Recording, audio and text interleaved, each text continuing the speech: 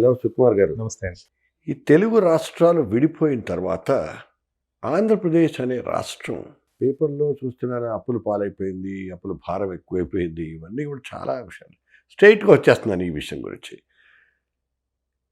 ఏంటి ఆంధ్రప్రదేశ్ రాష్ట్రం మీద, జగన్ ప్రభుత్వం మీద మీ ఉద్దేశం? ముఖ్యంగా తెలుగు రాష్ట్రాలు రెండుగా ఒక రాష్ట్రంగా ఉన్నవి రెండుగా విడిపోయినప్పటికీ కూడా ప్రతి ఒక్క తెలుగువాడికి బాధ్యత రెండు రాష్ట్రాల మీద ఆర్థిక పరంగా ఆలోచించడానికి ఒక బాధ్యత ఉందని నేను అనుకుంటానండి. ఎందుకంటే ఒక రాష్ట్రం ఎలాంటి పరిస్థితుల్లో రెండుగా అయిందనేది అందరికి తెలిసిన విషయమే.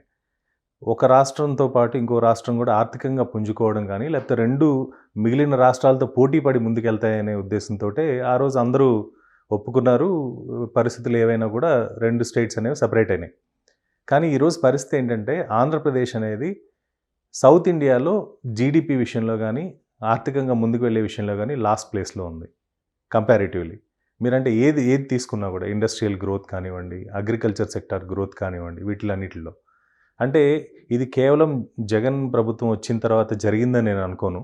అంతకుముందు స్టేటు మనకి సపరేట్ అయిన దగ్గర నుంచి ఉన్న ప్రభుత్వం కూడా, చంద్రబాబు నాయుడు గారి ప్రభుత్వం కూడా ముఖ్యంగా వాళ్ళకు రెండు ప్రిన్సిపల్స్ తీసుకోవాల్సి ఉండిందండి. ఏంటంటే ఒకటి కన్స్ట్రక్టివ్ డెవలప్మెంటు, ఇంకొకటి కలెక్టివ్ డెవలప్మెంట్. ఈ రెండింటి మధ్య చాలా కోఇన్సిడెన్స్, కోరిలేషన్షిప్ ఉంటుంది. ఈ రెండు అంటే కన్స్ట్రక్టివ్ అండ్ కోరిలేటివ్ డెవలప్మెంట్ అంటే కొంచెం చెప్పగలరా, ఎక్స్ప్లెయిన్ చేయండి. ముఖ్యంగా కన్స్ట్రక్టివ్ డెవలప్మెంట్ ఏంటంటే జీరో నుంచి మనం స్టార్ట్ చేసేటప్పుడు చాలా వరకు సింగపూర్ గురించి వీటన్నిటి నుంచి వీటిని కంపేర్ చేసుకున్న ప్రభుత్వాలే. ఇంతకుముందు చంద్రబాబు నాయుడు గారు అయితే మాట్లాడితే సింగపూర్ అనేవాళ్ళు. అండ్ నేను కూడా మీడియా తరపున సింగపూర్కి వెళ్ళడం, అక్కడ మాస్టర్ ప్లాన్ తయారు చేసినప్పుడు వాళ్ళు ఎట్లా చేశారు, ఏ పారామీటర్స్ తీసుకున్నారని చెప్పి అక్కడికి వెళ్ళి దాదాపు ఒక 10 రోజులు స్పెండ్ చేసి అక్కడ ఏం జరిగిందనేది కూడా చూసిన వాళ్ళు నేను ఒకడిని. అక్కడ అనుకున్న తీరు ఒకటి, జరిగిన తీరు ఒకటి. ఏమైందంటే ముఖ్యంగా మనకి డే 1 నుండి ఒక రాష్ట్రం కొత్తగా ఏర్పాటైన తర్వాత ఇది మన రాష్ట్రం కోసం మనం ఏం చేయాలని ప్రతి ఒక్కరిలో ఒక కైండ్ ఆఫ్ సెంటిమెంట్ని డెవలప్ చేయాల్సిన పరిస్థితి, బాధ్యత గవర్నమెంట్ మీద, చీఫ్ మినిస్టర్ మీద ఉంటుంది. అది తక్కువగా జరిగినట్టుగా నాకు ఆంధ్రప్రదేశ్లో కనిపించింది. అంటే ఆ ఎమోషనల్ అటాచ్మెంట్ తీసుకురాలేకపోయారు. రియల్ ఎస్టేట్ పట్ల ఉన్న ఎమోషన్ కాకుండా రాష్ట్రం బాగుండాలి, నేను ఏదో ఒకటి కాంట్రిబ్యూట్ చేయాలి రాష్ట్రానికి అనే ఆలోచన నుండి చాలా మందిని దూరం చేసినట్టుగా చంద్రబాబు నాయుడు గారి ప్రభుత్వాన్ని మనం చూడాలండి. ఎందుకంటే అంతకుముందు మీ జన్మభూమి ప్రోగ్రామ్ కానివ్వండి, ఇవన్నీ కూడా అందుకే మీతో అన్నాను కన్స్ట్రక్టివ్ హైప్ క్రియేట్ చేయడానికి కన్స్ట్రక్టివ్గా చేయాలి అనుకుంటే కనుక ప్రతి ఒక్కరిని ఒక భాగస్వామ్యులను చేయడం. ఇంకొకటి ఏమైందంటే అమరావతి ఈజ్ ఏ డిజాస్టర్. ఈరోజు ఎందుకు డిజాస్టర్ అయింది? Irrespective of any government Amaravati అనే క్యాపిటల్ డెవలప్ కాకపోవడానికి మెయిన్ రీజన్ ఏంటంటే అక్కడ ఒక కామన్ మ్యాన్కి ఎంట్రీ లేదు. హౌసింగ్ బోర్డు ఉంది, సిఆర్డిఏ ఉంది, వీటి తరపున ఎల్ఐజీ, హెచ్ఐజీ, ఎంఐజీ అని కొన్ని సెగ్మెంట్స్ క్రియేట్ చేసి 2,500, 3,000 రూపాయల దగ్గర నుండి 15,000 రూపాయల వరకు అక్కడ స్క్వేర్ యార్డ్ దొరికేటట్టు కనుక డిఫర్ చేసి ఉంటే ఇదేమైంది? ఇప్పుడు మనకి ఆల్మోస్ట్ ఆప్షన్స్ ఇట్లాంటివన్నీ కూడా లిక్కర్ వీటిల్లో చేసినట్టుగా అప్లికేషన్స్ తీసుకొని ఎంఐజీ ఓకే వీళ్ళు ఇంతే అఫోర్డ్ చేయగలరు, ఒక 150 స్క్వేర్ యార్డ్స్ వీళ్ళకి ఈ ప్రైస్కి ఇద్దాం. తర్వాత హెచ్ఐజీ విషయానికి వస్తే హై ఇన్కమ్ గ్రూప్కి ఇంకొంచెం కాస్ట్లీగా ఇద్దాం. దానిపైన ఉన్నవి ప్రీమియం. మన హైదరాబాద్లో ఏదైతే నందగిరి హిల్స్ ఇలాంటి చోట్ల ప్లాటింగ్ చేశారో అట్లా చేసుంటే ఈరోజు ప్రతి ఒక్కరికి అందులో భాగస్వామ్యం ఉండేది. అదేమైందంటే కేవలం నేల విడిచి గాలిలో సాము చేసిన రీతిలో ఆ ప్రైజెస్ పెరగడం, చాలామంది అక్కడ మనం వెళ్ళి ఒక చిన్న సెంట్ భూమి కూడా కొనలేమని చెప్పి చాలామందికి అక్కడ అటాచ్మెంట్ లేకపోవడం, వీటితో ఏమైందంటే ఈరోజు అదొక పెద్ద డిజాస్టర్ అయింది. ఓన్లీ డబ్బులు ఉన్న వాళ్ళు అక్కడికి వెళ్ళి కోట్లు కొమ్మరించారు. వాళ్ళు ఎగ్జిట్ లేకుండా ఈరోజు ఇబ్బందులు పడుతున్న పరిస్థితి. అక్కడున్న రైతులు అటు ఇటు కాకుండా మధ్యలో ఇరుక్కున్న పరిస్థితి ఉంది తప్ప అక్కడ కన్స్ట్రక్టివ్ కనుక ఫస్ట్ నుంచి ప్లాన్ చేసుకుని ఉంటే డెఫినెట్గా సక్సెస్ అయ్యేది. రాష్ట్ర ప్రభుత్వం, ప్రస్తుతం ఉన్నటువంటి జగన్మోహన్ రెడ్డి ప్రభుత్వం అప్పుల పాలైపోయిందని, అప్పుల భారం ఎక్కువైపోయిందని, ఇది ఇంతకు ముందు ఉన్నదానికంటే ఫర్ ఎగ్జాంపుల్ చంద్రబాబు నాయుడు గారు ఉన్నప్పుడు, అంటే రాష్ట్ర విభజన జరిగినప్పుడు చంద్రబాబు నాయుడు గారు ముఖ్యమంత్రి అయినప్పుడు ఆయనకి వారసత్వంగా సంక్రమించినటువంటి అప్పు సుమారు 97,000 కోట్లు. ఆయన అధికారంలోంచి దిగిపోయేటప్పటికి అంటే 2019 నాటికి అది 2,59,000 కోట్లకు తయారైంది. Now coming back to Jaganmohan Reddy, ఆయన 2 సంవత్సరాల్లోనే ఆయన అప్పు దాదాపు ఇప్పుడు ఒక 3,00,000 కోట్లు 3.5 లక్షల వరకు వెళ్ళిపోయింది. అయిపోయింది. సో ఎందుకు ఇంత అప్పుల పాలైపోతుంది రాష్ట్రం? It has got fantastic resources. 970 కిలోమీటర్ల పొడవున్నటువంటి సముద్ర తీరం ఉంది, హ్యూమన్ రిసోర్సెస్ ఉన్నాయి, మౌలిక సౌకర్యాలు ఉన్నాయి, మంచి గనుల సంపద ఉంది. ఇవన్నీ ఉన్నప్పటికీ కూడా ఎందుకు ఈ 2 రాష్ట్ర ప్రభుత్వాలు ఇంక్లూడింగ్ చంద్రబాబు నాయుడు వైఫల్యం చెందారు? ఏ ప్రభుత్వానికైనా ఆదాయం ఎంత ఉంది, ఖర్చు ఎంత పెడుతున్నాం అనే దాని మీద కంట్రోల్ ఉండాలి. బేసిక్గా ఆదాయం తక్కువ ఉండి స్టేట్ సపరేట్ అయ్యి అప్పులతోటి బయటకు వెళ్ళిన రాష్ట్రం జాగ్రత్తగా ఉండాల్సిన విషయం ఏంటంటే ప్రతి రూపాయి మనం ఖర్చు పెట్టేది ప్రొడక్టివ్ వైపు వెళ్తుందా లేదా అని. జగన్ గారి ప్రభుత్వంలో ఏమైందంటే మేబీ వెల్ఫేర్ స్కీమ్స్ తప్పు అని నేను ఏ రోజు అన్నాను. వెల్ఫేర్ స్కీమ్స్లో ఎవరు కరెక్ట్ బెనిఫిషియరీ అంటే ఎవరికి వెళ్తుంది? ఇప్పుడు పబ్లిక్ డిస్ట్రిబ్యూషన్ సిస్టమ్ తీసుకుందామండి, సెంట్రల్ గవర్నమెంట్ స్కీమ్. ఎన్ని లక్షల కార్డులకి వాళ్ళు బియ్యం వేస్తున్నారు, ఎంతమంది దానివల్ల బెనిఫిట్ పొందుతున్నారు, నిజమైన బెనిఫిషియరీస్ ఎంతమంది ఉన్నారు దాంట్లో అనేది కనుక మనం గమనిస్తే ఓట్ల కోసం రేషన్ తప్ప ప్రజల కోసం రేషన్ అనేది ఎక్కడ మీకు కనిపించదు. సిమిలర్గా సెంట్రల్ గవర్నమెంట్ స్కీమ్సే కాకుండా స్టేట్ గవర్నమెంట్ కూడా కొత్తగా స్కీమ్స్ తీసుకొని ఎడ్యుకేషన్ రిలేటెడ్ కానీ ఇలాంటి వాటిల్లో ఖర్చు పెట్టడానికి ముందుకు వచ్చినప్పుడు బ్యాలెన్స్ షీట్, ఎందుకంటే మనకి గత 2 సంవత్సరాలు కరోనా వచ్చిన తర్వాత ఆల్మోస్ట్ రెవెన్యూస్ ప్రతి రాష్ట్రానికి ప్రతి దేశానికి కూడా ప్రపంచవ్యాప్తంగా తగ్గాయి. కానీ వెల్ఫేర్ స్కీమ్స్లో మాత్రం మనం ఎక్కడ వెనక్కిపోవట్లేదు. ఈ వెల్ఫేర్ స్కీమ్స్ పెట్టేటప్పుడు వెల్ఫేర్ స్కీమ్స్ ఎలక్షన్స్ కోసం డిజైన్ చేసినవి తప్ప ఒక వ్యక్తి ఒక పొలిటికల్ పార్టీ అడ్వైజర్ ఇచ్చిన స్కీమ్స్ తప్ప ఎక్కడ మీకు బ్యూరోక్రాట్స్ లేకపోతే ఒక వెల్ నాలెడ్జ్డ్ ఇంటలెక్చువల్స్ ఇచ్చింది కాదు ఇది. సో ఇలాంటి స్కీమ్స్లో ఏమవుతుందంటే మీకు రాను 1-2 జనరేషన్స్ నాశనం అయిపోయే పరిస్థితి ఎక్కువ ఉంటుంది. జనరల్గా మీకు అగ్రికల్చర్ సెక్టర్ తీసుకోండి. అగ్రికల్చర్ సెక్టార్లో ఈరోజు ఆంధ్రప్రదేశ్లో 550 రూపాయలు 600 రూపాయలు ఒకరోజు 4-5 గంటలకి కూలీ లేకుండా ఎవరు వచ్చి పనిచేసే పరిస్థితి లేరు. సో అక్కడ అభివృద్ధి కుంటుపడుతుంది. ఇంకోవైపు ఏంటంటే మీకు ఎక్కువ స్కీమ్స్ డబ్బులు రావడం వల్ల అవి వైన్ షాపులకి ఆ రెవెన్యూ పెంచుకోవడానికి పనికొస్తుంది తప్ప పెట్రోల్ 2 ఖర్చులు ఎక్కువ ఉన్నాయండి ఈరోజు ప్రజలకి. ఎస్పెషల్లీ ఆంధ్రప్రదేశ్ అనే కదా, మీరు దేశవ్యాప్తంగా ఎక్కడ తీసుకున్నా కూడా ఒకటి పెట్రోలు, రెండోది మందు. ఈ 2 ఆదాయాల మీదే స్టేట్ గవర్నమెంట్స్ ఈరోజు వాళ్ళ బ్యాలెన్స్ షీట్స్ని రన్ చేస్తున్న పరిస్థితికి వచ్చాం. ఇది కాకుండా కన్స్ట్రక్టివ్, ఇందాక మనం అనుకున్నట్టు కన్స్ట్రక్టివ్గా మనం ఏం చేయాలి, ఎలాంటి ఇండస్ట్రీస్ వస్తే రేపు పొద్దున మ్యాన్ పవర్ యూటిలైజేషన్ జరుగుతుంది. పక్క రాష్ట్రం ఎక్కడ మనం నార్త్ ఇండియా కూడా వెళ్ళక్కర్లేదు. తమిళనాడులో మ్యాన్ పవర్ యూటిలైజేషన్ ఎలా ఉంది, ఆంధ్రప్రదేశ్లో మ్యాన్ పవర్ యూటిలైజేషన్ ఎలా ఉంది. ఈ మ్యాన్ పవర్ యూటిలైజేషన్ పెరగాలంటే కంపెనీలు రావాలంటే మన దగ్గర ఉన్న స్కిల్స్ పెరగాలి. స్కిల్ డెవలప్మెంట్ ఖర్చు పెట్టాల్సిన డబ్బులు మీరు నిరుద్యోగ భృతి కింద ఎంత ఇచ్చినా కూడా అది వాళ్ళ సెల్ ఫోన్లు రీఛార్జ్ చేసుకొని అనవసరమైన చెత్త చూడడానికి తప్ప అన్ప్రొడక్టివ్ ఎక్స్పెండిచర్. అవునండి, ఎందుకంటే మీరు ఇంటర్నెట్ స్టాటిస్టిక్స్ చూస్తే సగటు 5.5 గంటలు ప్రతి భారతీయుడు ఇంటర్నెట్ని వాడుతున్నాడు మొబైల్స్లో. దీనిలో దాదాపు 87% అనవసరమైనవే. ఎంటర్టైన్మెంట్ రిలేటెడ్ కావచ్చు, పాన్ కావచ్చు, పనికిమాలినవి కావచ్చు, ఇలాంటివి చూస్తున్నారు తప్ప ప్రొడక్టివ్గా ఏది చూస్తున్న పరిస్థితి లేదు. సో ఈ క్యాలిక్యులేషన్స్ అన్నీ తీసుకొని అడ్వైజర్స్ అనేవాళ్ళు ఏం చేయాలి, గవర్నమెంట్ని అడ్వైజ్ చేయాలి. ఒకప్పుడు అడ్వైజర్ రోల్ అనేది చాలా కీలకమైంది. మీరు ఆల్మోస్ట్ 5 డికేడ్స్ చూశారు పాలిటిక్స్ని. అడ్వైజర్ అంటే ఒకప్పుడు ఏంటంటే ప్రభుత్వానికి ప్రజలకు పనికి వచ్చేవాళ్ళు ఫస్ట్ అడ్వైజ్ చేసేవాళ్ళు. తర్వాత ఓన్లీ ఆ పొలిటికల్ లీడరో లేకపోతే ఆ పర్టికులర్ సీఎంనో కాపాడుకోవడానికి, అతని ఇమేజ్ డ్యామేజ్ కాకుండా ఉండడానికి అడ్వైజర్స్ వచ్చారు. తర్వాత ఏమైంది, మౌత్ పీస్లు వచ్చారు. ఇప్పుడేమైంది, బౌన్సర్లే అడ్వైజర్లు అయ్యారు. అంటే ఏదన్నా ఎవరైనా ఒక వ్యక్తి కానీ ఒక పార్టీ కానీ ఏదైనా ఒక మాట అంటే దాన్ని బౌన్స్ చేయడానికి మాత్రమే ఇవాళ అడ్వైజర్లు ఉన్నారు. సో భజన పరులు పోయి ఎప్పుడైతే బౌన్సర్లు తయారయ్యారో ఇంకా అడ్వైజర్ అనేది గవర్నమెంట్కి అనేది అంత ఇది కాదు. ప్లస్ మన దగ్గర ల్యాక్ ఆఫ్ స్కిల్స్ అనేం లేదు. మీరు గమనిస్తే ఆర్బీఐ గవర్నర్లుగా మనకి మాజీ గవర్నర్లు మనకి తెలుగు వాళ్ళు ఉన్నారు, ఇంకా చాలామంది ప్రొఫెసర్స్గా రిటైర్ అయిన వాళ్ళు ఉన్నారు, ఆర్థిక మేధావులు ఎంతోమంది ఉన్నారు, విదేశాల్లో ఎన్ఆర్ఐస్ ఉన్నారు, పెద్ద పెద్ద బ్యాంక్స్లో పనిచేసిన వాళ్ళు. వీళ్ళందరినీ ఒక కలెక్టివ్గా, నేను ఇందాక మీ కలెక్టివ్ గ్రోత్ అనేది ఏంటంటే ఇలాంటి వాళ్ళని ఒక కలెక్టివ్గా ఒక టీం కింద తయారు చేసి రాష్ట్రం మనం మొదలుపెట్టాం. ఈ రోజు నుంచి నెక్స్ట్ 20-25 ఇయర్స్లో మనం ఏమేం చేసుకోగలం, రాష్ట్రాన్ని ఎలా మనం ముందుకు తీసుకెళ్ళగలం, ఎందుకంటే ఆంధ్రప్రదేశ్కు ఉన్న అడ్వాంటేజెస్ మిగిలిన చాలా రాష్ట్రాలకు లేదండి. ఒకవైపు ఏమో పోర్ట్ ఫెసిలిటీ, ఇంకొక వైపు ఏమో మంచినీళ్ళు. సో ఇక్కడ ఏం పండించినా ఏం తయారు చేసినా ఎక్స్పోర్ట్ చేయడానికి మన దగ్గర పోర్ట్స్ ఉన్నాయి, ఒకరి మీద డిపెండ్ అవ్వక్కర్లేదు. సో ఇంత రిసోర్సెస్ ఉండి కూడా స్కిల్ డెవలప్మెంట్ అనేది దాని మీద మనం ఖర్చు పెట్టకుండా మిగిలిన వాటి మీద మనం ఖర్చు పెడుతున్నాం కాబట్టి ఈరోజు బ్యాలెన్స్ షీట్లో మైనస్ కనిపిస్తుంది. అంటే బడ్జెట్ ఈజ్ బ్యాలెన్స్ షీట్ అండి. ఆ బ్యాలెన్స్ షీట్ ఎందుకు నెగిటివ్గా వెళ్తుందంటే మనకు ఆదాయం ఈ రోజు లేదు, రేపు పొద్దున ఆదాయం ఎలా వస్తుందో తెలియదు, కానీ ఖర్చులు మాత్రం పెరుగుతున్నాయి. ఈ నవరత్నాల పేరుతో ఫ్రీబీస్ పంచడం వీటి వలన రాష్ట్రం అన్ప్రొడక్టివ్గా తయారైంది అనేటువంటి ఒక అభిప్రాయం ఉంది.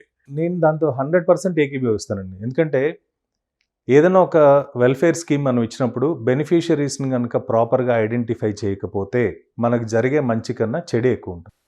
ఇది ఏదో మనకి రేపొద్దున ఓటర్స్ మనం మాట ఇచ్చాం కాబట్టి మనం చేసుకుంటూ వెళ్ళాలనుకోవడం కానీ, లేకపోతే ఓట్లు రావేమో మనం ఏదైనా వెనకడుగేస్తే అని అనుకోవడం కానీ, ఇది రాను ఏమవుతుందంటే రాష్ట్ర అభివృద్ధికే కాకుండా రాష్ట్రం యొక్క మారల్ దీన్ని కూడా దెబ్బతీసే అవకాశం ఉంటుంది. ఎందుకంటే no political leader is permanent అండి. ఎవరు పర్మనెంట్ ఎవరు కాదు కదా. ఈరోజు ఒకరు సీఎం ఉంటారు, రేపు ఇంకొకరు సీఎం అవ్వచ్చు. No one is permanent. But ప్రజలు, ప్రభుత్వం యొక్క ఖజానా ఇవన్నీ పర్మనెంటే. సో వీటిని బ్యాలెన్స్ చేయడానికి విజన్ ఉన్న లీడర్ వచ్చేంత వరకు, విజన్ ఉన్న లీడర్ పనిచేసేంత వరకు మనకి ఇలాంటి ఇబ్బందులు ఉంటాయి. అది చంద్రబాబు నాయుడు గారు కావచ్చు, జగన్ గారు కావచ్చు, nothing to do with political. కాకపోతే ఒక రాష్ట్ర అభివృద్ధి కొత్తగా అంతకన్నా అడ్వాంటేజ్ అయితే ఎవరికి రాదండి. చంద్రబాబు నాయుడు గారికి ఆంధ్రప్రదేశ్ రాష్ట్రం బైఫర్గేషన్ అయిన తర్వాత వచ్చిన అవకాశం ఏ లీడర్కి ఇప్పటివరకు రాలేదు, రాదు కూడా. Comment is very valid comment. అంటే అటువంటి అవకాశం వచ్చినప్పటికీ కూడా చంద్రబాబు నాయుడు గారు పెద్దగా ఏమీ చేయలేకపోయారు, యూటిలైజ్ చేసుకోలేకపోయారని ఎందుకంటున్నానంటే ప్రతిదీ ఇందాక మనం అనుకున్నట్టు హౌసింగ్ స్కీమ్స్ కానివ్వండి, ఇట్లాంటి వాటిల్లో అసలు వైజాగ్లో ఒక కంపెనీల మేళ పెట్టారండి. మేమేదో 4,000 కోట్ల వరకు పెట్టుబడులు రావచ్చు అనుకుంటే 40,000 కోట్ల పెట్టుబడులకి కాంట్రాక్టులు సైన్ అయినాయి. బట్ ఈరోజు ఎక్కడున్నాయి అవి? ఏవి? కనీసం 5 ఏళ్ల ప్రభుత్వంలో కూడా దానికి ఒక ప్రోగ్రెస్ కార్డ్ ఒకటి క్రియేట్ చేసుకోవాలి కదా. మనం ఎంతమందికి ఇన్విటేషన్స్ ఇచ్చాము, ఎంతమంది ఇక్కడ పెట్టుబడులు పెట్టారు, ఎవరు వచ్చారు, ఎవరు వెళ్తున్నారు, వాళ్ళకి ఎంత ఖర్చు అవుతుంది అనేది కనుక ట్రాన్స్పరెన్సీ క్రియేట్ చేయలేకపోతే అసలు కొత్తగా వచ్చే వాళ్ళకి అక్కడ ఏం జరుగుతుందో తెలియదు. ఇప్పుడు ఏమైందంటే జనరల్గా క్రైసిస్ మేనేజ్మెంట్లో కూడా జగన్ గారు అంత ఎక్కువ కాన్సన్ట్రేట్ చేస్తున్నట్టుగా లేదండి. ఎందుకంటే ఆంధ్రప్రదేశ్ అంటే అప్పుల పాలైపోయింది. ఆంధ్రప్రదేశ్లో ఏ కంపెనీ పెట్టినా కానీ అక్కడ తట్టుకునే పరిస్థితి లేదు. ఇలాంటి ఇమేజ్ని కూడా కాపాడుకోవాల్సిన బాధ్యత సీఎంగా ఆయనకు ఉంది. ఈరోజు అది జరగలేదని నేను అనుకుంటాను. ఎందుకంటే ఎవరో ఒక 2-3 మాట్లాడేసి లేదు అసలు ఏం జరగట్లేదు, వాళ్ళు మేమే తరిమేస్తున్నాం, మేమే పిలుచుకుంటున్నాం అని అనడం కాదు. దానికి ఒక ప్రాపర్ ప్యానల్ క్రియేట్ చేయాలి, ఒక మంచి మెసేజ్ వెళ్ళాలి. మహారాజా బ్యాటరీస్ సంబంధించినటువంటి ఒక సంస్థ ఉంది. అది కేవలం తెలుగుదేశం సంబంధించిన వాళ్ళకి సంస్థ కాబట్టి వాళ్ళని ఇక్కడి నుంచి ఎలగొట్టేసేటువంటి ప్రయత్నం జరుగుతుంది అనేటువంటి ప్రచారం చాలా జరుగుతుంది. సో ఆ ఇమేజ్ బిల్డింగ్ కూడా వాళ్ళు చేయట్లేదు. అంటే కేవలం ఒక వేరే పార్టీకి సంబంధించిన వాళ్ళ కక్షపూరితంగా ఏదో ఒకటి సాధించాలి అనేటువంటి ప్రయత్నాలు జరుగుతున్నాయి అనేటువంటి బయట వినిపిస్తున్నటువంటి మాట. ఇందులో కొన్ని నిజాలు కూడా ఉన్నాయండి. ఎందుకంటే ఇప్పుడు పొల్యూషన్ కంట్రోల్ బోర్డ్ అనేది నామ్స్ సెంట్రల్ గవర్నమెంట్ పరిధిలో ఉంటాయి ఏ రాష్ట్రానికైనా. ఆంధ్రప్రదేశ్లో పొల్యూషన్ క్రియేట్ చేసే కంపెనీ తమిళనాడులో పొల్యూషన్ ఎందుకు క్రియేట్ చేయదు? Okay, question mark. ఇది ఒకవేళ పొల్యూషన్ కంట్రోల్ బోర్డు నుంచి వాళ్ళకి నోటీసులు వెళ్ళాయి అనుకుందాం, అసలు సీఎం గారికి పొలిటికల్ లీడర్స్కి ఎవరికి సంబంధం లేదని అనుకుందాం. ఇలాంటి న్యూస్ బయటకు వచ్చినప్పుడు చీఫ్ మినిస్టర్ గారు పొల్యూషన్ కంట్రోల్ బోర్డు వాళ్ళని పిలిచి మీరు పంపిస్తే అక్కడ వాళ్ళు ఏం చేస్తారు, పొల్యూషన్ ఎలా కంట్రోల్ చేస్తారు, అక్కడికి వెళ్ళి కొత్తగా సెటప్ చేయడం కన్నా ఇక్కడే ఆ పొల్యూషన్ కంట్రోల్ నామ్స్ని వాళ్ళు ఇంప్లిమెంట్ చేయడానికి గల పాసిబిలిటీస్ ఏమున్నాయి, ఈ డిస్కషన్ కనుక పెట్టుంటే లేకపోతే ఆ కన్సర్న్ మినిస్టర్ అయినా దీని గురించి మాట్లాడుంటే చాలా బ్రహ్మాండంగా ఉండేది. సో దీనివల్ల ఏమవుతుందంటే అమర్ రాజా వాళ్ళు మూవ్ అవుతున్నారు, ప్రమోటర్ ఏమో ఇది పబ్లిక్ లిమిటెడ్ కంపెనీ అండి, ఏ ఒక్కరితో కాదు, అతను జస్ట్ ప్రమోటరే. ప్రమోటరు ఒక పార్టీకి సంబంధించిన ఎంపీ ఇవన్నీ పక్కన పెడితే పబ్లిక్ లిమిటెడ్ కంపెనీ అది. సో ఇది వెళ్తుంది అంటే పబ్లిక్ నుంచి ఎలాంటి న్యూసెన్స్ క్రియేట్ అవుతుంది అనేది కూడా ఆలోచించాల్సిన అవసరం ప్రభుత్వం బాధ్యత. సో ఆ బాధ్యతను ఎప్పుడైతే వాళ్ళు నెగ్లెక్ట్ చేసి అనవసరమైన వాళ్ళ చేత మాట్లాడిస్తారో, కొన్ని పేపర్లు ఏమవుతుంది, అమరాజా పూర్తిగా వెళ్ళిపోయింది, అమర్రాజాలో ఇంకా అది అసలు అక్కడి వరకు రాలేదు కానీ 10,000 మంది ఎంప్లాయీస్ రోడ్డు మీద పడ్డారు, ఇలాంటివన్నీ ఇంకా కుకప్ అవుతాయి కొంచెం దాన్ని చేయడం. సో ఆ క్రైసిస్ మేనేజ్మెంట్ అనేది చాలా ఇంపార్టెంట్ అండి ఏ ప్రభుత్వానికైనా. అంటే భారతదేశంకే ఆ ఇబ్బంది ఉంది. అంటే నెగిటివ్ ఏదైనా చాలా ఫాస్ట్‌గా spread So do you think that, Jagannath Reddy is not up to the mark as far as crisis management is 100% concerned? అంటే బిజినెస్ పరంగా చూస్తే మాత్రం అంటే పొలిటికల్‌ది అనేది పక్కన పెట్టేస్తే, ఒక బిజినెస్ యాంగిల్‌లో ఒక రాష్ట్రాన్ని గనుక మనం గమనిస్తే ఖచ్చితంగా ఆ పరిస్థితి అక్కడ లేదు. ఎందుకంటే మీకు ఏ కంపెనీ అయినా పెట్టుబడి పెట్టాలంటే ఒక పాజిటివ్ సెంటిమెంట్ కావాలి. కేరళలో మీరు కైటెక్స్ గార్మెంట్స్ అనే కంపెనీ వాళ్ళ సొంత company, Kerala person owned company. అక్కడ నేను వ్యాపారం చేయలేనని చెప్పి ఏడ్చుకుంటూ ఈరోజు హైదరాబాద్లో పెట్టుబడులు పెట్టడానికి వచ్చాడు 3,500 కోట్లు. సో ఇలా ఇన్వైట్ చేయడానికి అంటే ఎంతమంది కంపెనీ వాళ్ళతో మాట్లాడారు, అసలు సీఎంగా ఆయన ఎంతమందిని ఇన్వైట్ చేశారు, పక్క రాష్ట్రాల్లో ఉన్న కంపెనీలను ఎలా తీసుకురావాలని ప్రయత్నాలు చేస్తున్నారు, దానికి సంబంధించి ఏమైనా ఒక ప్యానల్ని క్రియేట్ చేశారా, ఏ కంపెనీలు వస్తాయి, లేకపోతే మన దగ్గర స్కిల్ డెవలప్మెంట్కి ఏమేం చేయాలనేది మాత్రం ఎక్కడ నేను న్యూస్లో చూసిన దాఖలాలు లేవు. అంటే అలాంటి కంపెనీలు మైనింగ్ ఇట్లాంటివి ఇవేంటంటే ఒక వ్యక్తి పెరుగుతాడండి. ఒక వ్యవస్థ పెరగాలి అంటే చాలామంది భాగస్వామ్యం కావాలి, ప్రజలు దాంట్లో పార్టిసిపేట్ చేయాలి, ప్రైవేట్ పబ్లిక్ పార్టిసిపేషన్ పెరగాలి. ఇలాంటి పెట్టుబడులు రావాలంటే సెంటిమెంట్ మాత్రం చాలా పాజిటివ్గా ఉండాలి. ఆ పాజిటివ్ సెంటిమెంట్ క్రియేట్ చేయడానికి ప్రభుత్వం 100% ముందుకు వెళ్లాల్సిన అవసరం ఎంతైనా ఉంటుంది. తర్వాత ఇంకో క్వశ్చన్ అండి, జగన్మోహన్ రెడ్డి ప్రభుత్వానికి చంద్రబాబు నాయుడు ప్రభుత్వానికి మధ్యలో నేనేదో సాపత్యం చూపించడం ఇంకోటి కాదు, కానీ ట్రాన్స్పరెన్సీ అనేటువంటిది అంటే ఒక పారదర్శకత, తర్వాత జవాబుదారీతనం, అకౌంటబిలిటీ అనేటువంటి విషయానికి సంబంధించి జగన్మోహన్ రెడ్డి ప్రభుత్వం బాగా వెనకబడి ఉందేమో అనేటువంటిది స్పష్టంగా కనిపిస్తున్నటువంటి విషయం. ఫర్ ఎగ్జాంపుల్ ఇవాళ ఒక పేపర్లో దేర్ అంతా రహస్యం. ఈ రహస్యం ఏంటంటే ఎక్కడా కూడా సమీక్షల్లో ఏది మాట్లాడకూడదు, ఏం చెప్పకూడదు, ఆర్థికపరమైనటువంటి ఇష్యూస్ గురించి ఎక్కడ కూడా ప్రస్తావించకూడదు సెక్రటరీస్ అని చెప్పి ఒక తాకీదు స్పెషల్ సెక్రటరీ జారీ చేశారని చెప్పి నేను ఒక డీటెయిల్డ్ ఆర్టికల్ అయితే ఇది ఇటువంటివన్నీ కూడా వస్తున్నాయి. దాన్ని ఎలా అర్థం చేసుకోవాలి? మోర్ ట్రాన్స్పరెన్సీ అనేది మన డెమోక్రసీలోనే ఉందండి. ఎందుకంటే ప్రభుత్వం జవాబుతనం అనేది మనకు ఆల్రెడీ ఎప్పటి నుంచో ఉండింది. కాకపోతే మనం ఇంకా ఆర్టిఫిషియల్ ఇంటెలిజెన్సు, ఇంత అడ్వాన్స్డ్ టెక్నాలజీ, మిషన్ లెర్నింగ్ వరకు వెళ్ళిపోయాం. సో ఇన్ఫర్మేషన్ దాచడం అనేది కూడా ఒక విధంగా నెగిటివ్ సెంటిమెంటే. ఎందుకంటే ఏం లేకపోతే దాచారు. ఇప్పుడు జనరల్గా మీరు మీ గుప్పెట క్లోజ్ చేసుకున్నారనుకోండి, ఏముందనేది అని ఇంట్రెస్ట్ పెరుగుతుంది తప్ప ఓపెన్ చేసి మన ఆర్థిక పరిస్థితి ఇది, ఇప్పుడు ఇలాంటి సమయంలో ప్రతి ఒక్కరూ ఖచ్చితంగా కాంట్రిబ్యూట్ చేయాలి, మనం ఏదో ఒకటి చేద్దాం, ముందుకు వెళ్దాం అనే యువతను కానీ వీళ్ళందరినీ మనం కలుపుకొని పోకపోతే ఏమవుతుందంటే డిస్కనెక్ట్ అయిపోతాం. అంటే ప్రభుత్వానికి ప్రజలకి మధ్య గ్యాప్ ఏర్పడుతుంది. ఇప్పుడు ఆల్రెడీ ఆంధ్రప్రదేశ్లో జరిగింది ఏంటంటే అండి, పూర్ అండ్ రిచ్కి మధ్య గ్యాప్ పెరిగిపోయింది. భారతదేశం మొత్తం పెరిగింది, కాకపోతే ఆంధ్రప్రదేశ్లో ఇంకొద్దిగా ఎక్కువ డీప్గా అయింది అది. సో దీనివల్ల ఏమవుతుందంటే మిడిల్ మ్యాన్ నలిగిపోతాడు. అంటే కామన్ మ్యాన్ ఎవరైతే ఉన్నారో వీళ్ళు ఇటుగాక అటు కాకుండా, మీరు ఒకప్పుడు గత 4-5 years బ్యాక్ కనుక చూస్తే ఒక నలుగురు కలిసారనుకోండి, జాబ్ ఏం చేస్తాం బాస్, మనం ఏదో ఒక బిజినెస్ చేద్దాం అనుకుంటున్నాం, మేము కలిసి ఒక కంపెనీ పెడదాం అనుకుంటున్నాం అనే మాటలు వినిపించేవి మనకి.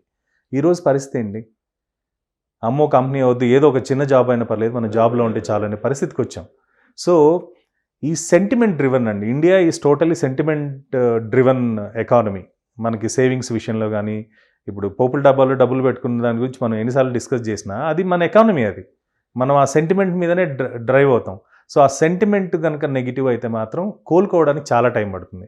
ఇప్పుడు మెయిన్గా ఉన్న ప్రాబ్లం ఏంటంటే యూత్కి ఎంప్లాయ్మెంట్ కానివ్వండి, ఇట్లాంటి విషయాల్లో స్వయంగా వాళ్ళు ఏమైనా చేసుకోవడానికి ఒక్కొక్కరు ఒక్కొక్క వ్యాపారం చేస్తే ఇప్పుడు ఏమవుతుంది, ఒక చోట ఒక హోటల్ నడపడం స్టార్ట్ చేశారనుకోండి, అక్కడ బిజినెస్ బాగుంటే ఒక 10 hotels ఓపెన్ అవుతున్నాయి. దీనివల్ల ఏమవుతుంది, ఆ వ్యాపారం గురించి తెలియని వాళ్ళు అక్కడికి వెళ్ళి దాంట్లో నష్టపోయి మళ్ళీ వాడి ఇంట్లో కూర్చుంటున్నాడు. ఇలా కాకుండా ప్రభుత్వ రంగ సంస్థల్ని పూర్తిగా మనం, సెంట్రల్ గవర్నమెంట్ కూడా డిస్ఇన్వెస్ట్మెంట్ పేరుతోటి తెగ నమ్ముకుంటుంది అనుకోండి, ప్రభుత్వ పరంగా ఒక క్లస్టర్స్ క్రియేట్ చేయడం కానీ, ఈ పర్టికులర్ క్లస్టర్లో మనం ఈ పలానా ప్రోడక్ట్ తయారు చేద్దాం, దీన్ని మార్కెటింగ్ ఫెసిలిటీ ఇది గవర్నమెంట్ బాధ్యత తీసుకుంటుంది. ఈవెన్ చంద్రబాబు నాయుడు గారు చేయాల్సిన పని ఉండేది, ఎందుకంటే ఆయనకి సింగపూర్తో సంబంధాలు బాగా ఉన్నాయని చెప్పుకుంటూ ఉండేవాళ్ళు కదా. ఒక 5,000 ఎకరాలు ఎగ్జాటిక్ ఫ్రూట్స్, ఈవెన్ ఈ రోజుకి కూడా సింగపూర్లో బనానా పండదండి, మలేషియా నుంచో ఇండోనేషియా నుంచో ఇంపోర్ట్ చేసుకుంటారు. మన దగ్గర ఒక 5,000 ఎకరాలకు కనుక ఒక ప్రాపర్ ప్లాంటేషన్ ఎగ్జాటిక్ ఫ్రూట్స్ తయారు చేసి ప్రాపర్ మార్కెటింగ్ చేసి సి ద్వారా సింగపూర్కి పంపిస్తే ఆ ఒక్క బిజినెస్సే మనకు బోల్డ్ అంత డబ్బులు క్రియేట్ చేసేది, వెల్త్ క్రియేట్ చేసేది. ఇక్కడ ఏమవుతుందంటే నీకు ప్రజలకి ప్రభుత్వం చెప్పాల్సిందంటే నీకు నేను డబ్బులు ఇస్తాను, నువ్వు ఏదో ఒకటి చేసుకోనని అనడం కాదండి. నువ్వు డబ్బులు ఎలా సంపాదించాలో నేర్పాలి. ప్రజలకు ఎప్పుడైతే డైరెక్ట్ ట్రాన్స్ఫర్స్ జరుగుతున్నాయో దాంట్లో బెనిఫిషియరీస్ ఎవరైతే జెన్యూన్ బెనిఫిషియరీస్ ఉన్నారో వాళ్ళు కాకుండా మిగిలిన వాళ్ళకి ఇచ్చిన డబ్బులన్నీ మిస్యూజ్ అవుతున్నాయి. ఇప్పుడు నిజంగా బిలో పావర్టీ లైన్ అంటే యాజ్ పర్ మన ఇండియన్లా 11,000 కన్నా సంవత్సర వార్షిక ఆదాయం తక్కువ ఉన్న వాళ్ళని బిలో పావర్టీ లైన్. ఎవరున్నారండి బిలో పావర్టీ లైన్ ఇప్పుడు? సో బెనిఫిషియరీస్ కనుక కరెక్ట్ వాళ్ళకి ఎవరికి అవసరం లేదో వాళ్ళకి వెళ్తే అదేమవుతుంది, మళ్ళీ బ్రాందీ షాప్కి వస్తుంది, మళ్ళీ లిక్కర్ సేల్స్ పెరుగుతుంది. ఇలా వేస్ట్ అవుతుంది తప్ప అది ప్రొడక్టివిటీ రాదు. మీరు కనుక గమనిస్తే అంటే చాలామంది చెప్పుకోవడానికి భయపడ్డమో మొహమాట పడ్డమో లేకపోతే ఏదో ఉంటుంది, కానీ ఐఎమ్ వెరీ ఓపెన్లీ సేయింగ్ అండి, ప్రభుత్వం దగ్గర నుంచి డబ్బులు బ్యాంక్ అకౌంట్లో పడిన వారం రోజులు మీరు లిక్కర్ సేల్స్ తీసుకుంటే CM will come to know ఏం జరుగుతుంది రాష్ట్రంలో అని, ఎక్కడైనా. సో ఇలాంటి పరిస్థితుల నుంచి మనం ఎలా బయటకు రావాలనేది ఎవరు చెప్తారు? ఇంటెలెక్చువల్స్ చెప్తారు. ఈరోజు ఏమైంది, బ్యూరోక్రాట్స్ కూడా మనకెందుకు లేని వాళ్ళ పని వాళ్ళు చూసుకునే పరిస్థితికి వచ్చారు తప్ప ఎక్కడ మీకు ఇది జరగాలి ఎవరికి ఇండిపెండెన్స్ లేదు. ఒక ప్యానెల్ క్రియేట్ చేసి ఆ ప్యానెల్ ఇండిపెండెంట్గా ఒక కమిటీని ఏర్పాటు చేసి కనుక డబ్బులు స్పెండ్ చేసే ముందు ప్రతిదానికి ఒక కమిటీ వేసుకుంటే అవుతుందా కాదా, అయితే బెనిఫిషియరీస్ ఎవరు, కాకపోతే ఎవరికి ఇవ్వకూడదు అనేది కనుక మీరు ఆ లీకేజెస్ని ఆపుకున్నా చాలు కదా, మీ ఆర్థిక పరిస్థితి బెటర్ అవుతుంది కదా ఏ రాష్ట్రమైనా. సో అది ఆ ఫైనాన్షియల్ డిసిప్లైన్ మనకి ఇండివిజువల్గా కాదండి, ఫస్ట్ రావాల్సింది ప్రభుత్వానికి.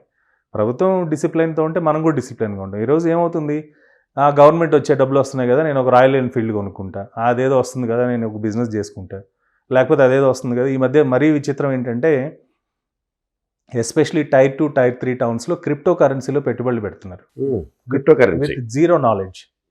అసలు దానికి డబ్బులు పెడితే ఆ డబ్బులు వెనక్కి వస్తాయో లేదో తెలియదు, అది ఫ్రాడా జెన్యూనా తెలియదు, అది ఏంటో తెలియదు, తెలియకపోయినా డబ్బులు అందులో పెడుతున్నారు. ఏంటంటే రూపాయి పెడితే 10 రూపాయలు వస్తుంది.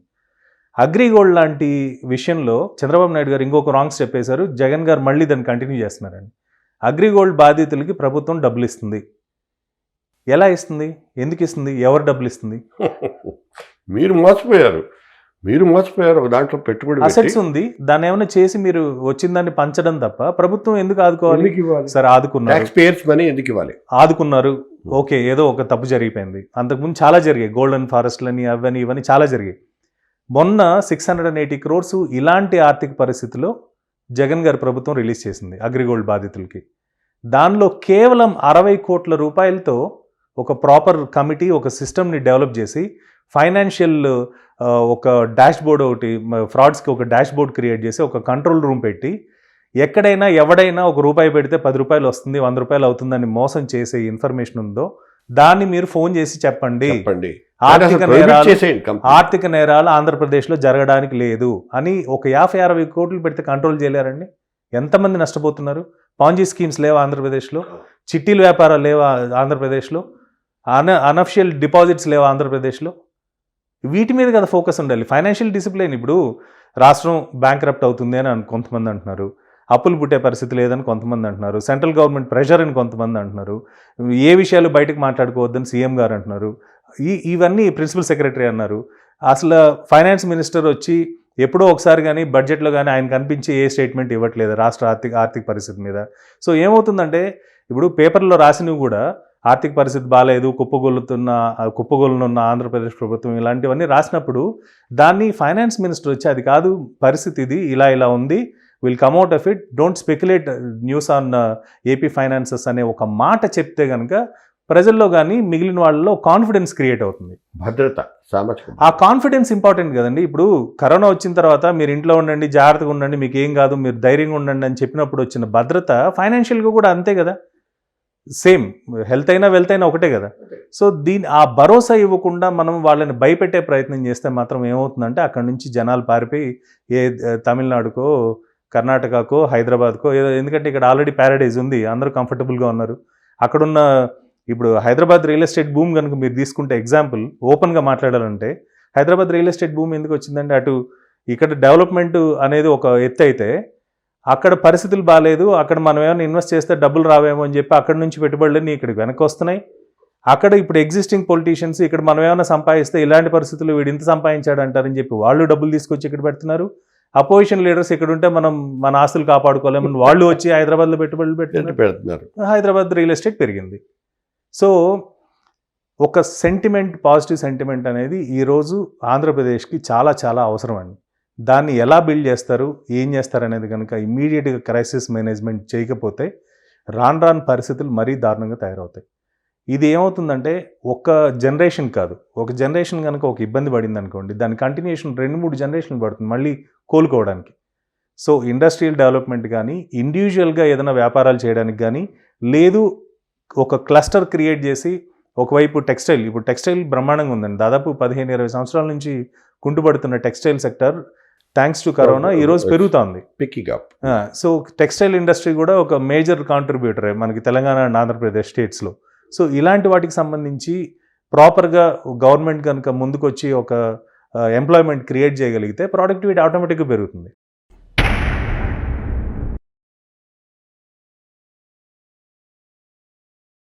జర్నలిస్ట్ డైరీ ఛానల్ని సబ్స్క్రైబ్ చేయండి.